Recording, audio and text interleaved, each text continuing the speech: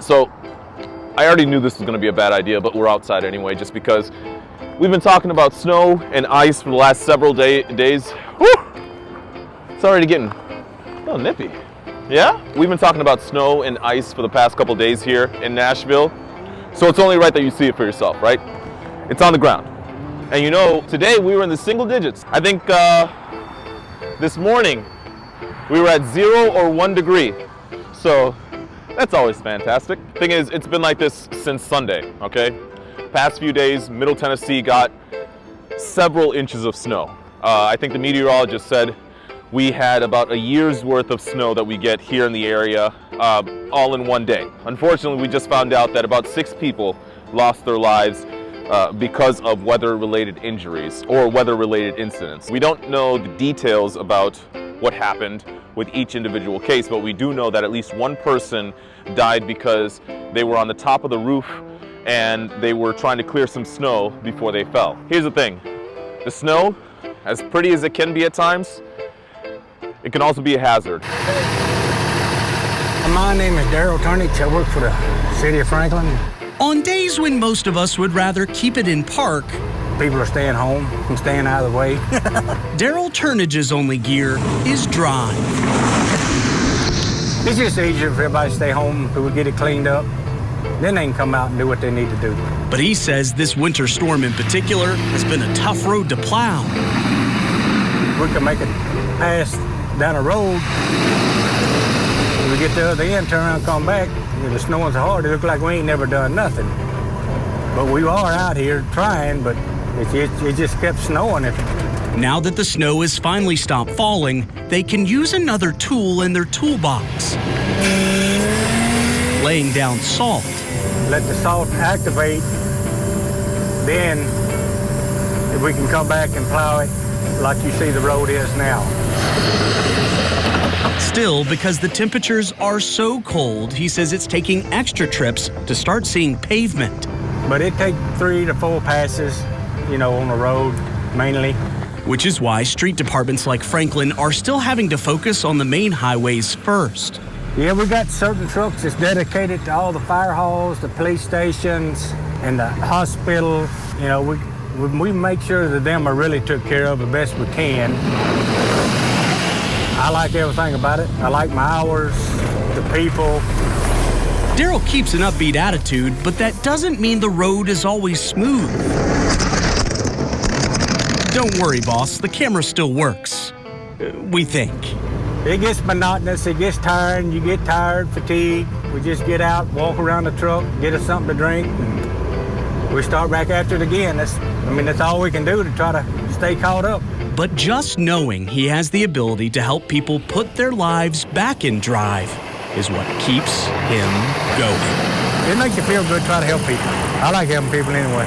Thankfully, most of the snow that we saw was during MLK weekend, and so a lot of folks were already home for the holiday and had no real reason to drive. The folks who did drive, they learned the hard way. Many people got stuck, the roads weren't great, a bad situation all around. This is what it looked like from West Nashville, where I live.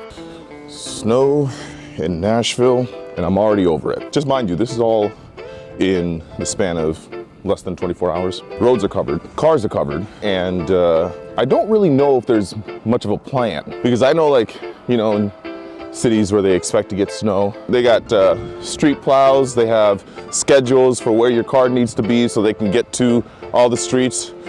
Meanwhile, my man is using a leaf blower to move snow from his property. A leaf blower. That's the kind of snow we're talking about here. It's not that let's, stick around kind of snow and you can make snowmen and all that kind of stuff. No. This is that annoying, fluffy stuff. Great for snowboarding, terrible for practically everything else. Some of y'all ask for snow. I know who you are. This is the amount of snow we're talking about. That all happened overnight. This is my hand. That's not to say that people didn't enjoy themselves, during all of this. Our News Channel 5 crew had a blast going down the hills. You can see these folks are enjoying themselves right now. The hill is one giant winter wonderland. And I can only imagine, when the kids are home, you got nothing else to do, you got some snow around, you make the best of it. So our News Channel 5 folks, they did the same. And there was one other surprise, one other person that couldn't help themselves. How do I even describe this person? No clue. At least 5'11", probably in the 6-foot range. All right, do I have your attention? Meet Kirsten, Shannon, Nathan, Faith, and Peter. I went around East Nashville today like a headless chicken for one reason. I saw a man-sized chicken walking on 2 legs. I thought you were talking about just a small chicken. They only appear when it is snowing. I'm hearing that this is a man-sized chicken. Just like a beacon. Coming through the snow, you see this chicken. I wonder if this will answer the age-old question of why did the chicken cross the road? I'm guessing not. A little cold to be in a chicken suit. It was accompanied by other humans, though, so So this chicken was with other people. yes. Interesting. None of them had feathers. Huh. Okay then. I think it's hilarious, and I want to see the chicken now. Absolutely. When we were here yesterday, and as soon as Nathan pointed out that the snow chicken was going by, everybody crowded to the windows. Everyone got their phones out. We have this photographic evidence and eyewitness accounts. Not my eyewitness account. And if it wasn't as cold, I'm a photographer, so I would have run out and asked him for a picture. I would love to know a little bit more about this bird. Now, we don't know much about who this person is. All that we know is that this isn't the first time we've seen him. NewsChannel 5's Kevin Wisniewski, he's the one who snapped these photos, but he also apparently saw this same person 8 years ago during a different snowstorm. And so apparently this person keeps showing up after a snowstorm just to, I guess, let the costume get some air or something. I don't know. Snow Chicken is, well, he's a mystery. If you know Snow Chicken, or if you know where we can find Snow Chicken, let us know, okay? We're more than happy to talk to this person and just get their side, Bottom line is we need answers. And Lord knows we've got questions. As I say, just be careful when you're walking here, because you gotta let me know, flag me or something. These guys are gonna come down pretty fast. There was another person that caught my attention. Her name is Hope, and she's a photographer. Like most of us, we got stuck at home. She decided to actually do something about it. She grabbed her camera and captured a few memories for people across Nashville and the Bellevue area. With the day looking this perfect, someone wasn't going to let it go to waste. Hope Dyson jumped on the Hit Bellevue page to post this. The gist is, I'm a photographer, I'm in Bellevue, there's snow out, how about a photo shoot? This is cute. Yeah. Oh, that's really cute. I like seeing their reaction and making them happy and knowing that I did the work to make them happy. Hope's about capturing moments. Oh my goodness, that is a perfect photo. Even if some moments might need a redo. Oh, I got it in my face. Even if the subjects are sometimes on the move. But you seem to have it under control today. Yes, I did. And while Hope's got a good backdrop, good subjects, nobody's shy here. Just know this, the person behind the lens. Look at that. Has quite a story going. It begins with what led her to the U.S. I was born during the Blood Diamond War in Sierra Leone, West Africa. Me and my twin were starving orphans who almost died, and my parents dashed to get us. December 12th, we celebrated 20 years of my adoption. Hope looks to be an example of ability. I'm autistic with Asperger's syndrome. I'm high functioning, and my goal is people can look at the disabled. Aren't y'all cold down there? Yeah, my legs are cold and my face. And so, with her talent for photography, Hope's capturing a treasured moment with every... Say y'all's queen. Or that one.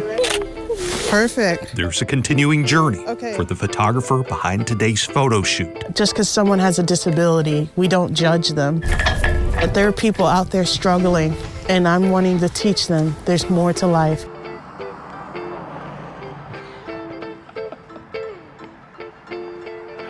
Love it. Clearly, you can see that